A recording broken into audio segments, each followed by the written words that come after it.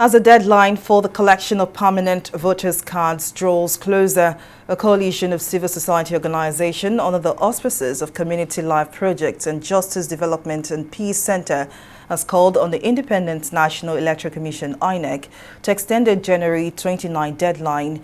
Speaking at a press conference in Lagos on Wednesday, the group spokesperson Achike Chude explained that due to INEC's inadequate capacity to match citizens' demands for PVC, more than 3.5 million Nigerian youths are at risk of being disenfranchised.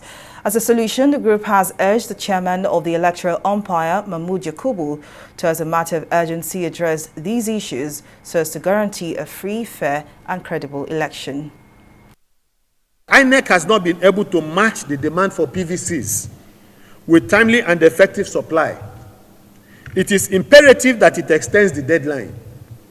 It will be most unfair and unjust and inequitable to expect that those citizens who have made several trips to PVC collection centers without getting their PVCs, and those whose PVCs have only just been made available this week, would forgo their rights to their PVCs and vote in the elections simply because, and not vote in the elections simply because they were unable to receive their PVCs before the current deadline.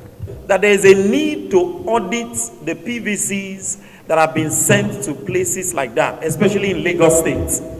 So that if you have sent 1 million PVCs and only 700 persons have collected, you want to see a list of the number of PVCs and the names that have come, and then let's know what has happened to it. The INEC Lagos will have to explain why those cards are no longer available. There was a lot of mobilization to get students to register. They took this registration to the campuses just to encourage them to register. Why would we do that when we know that in the PVC distribution process we will be so rigid that these students will not be able to collect their PVC? So that we are appealing to INEC.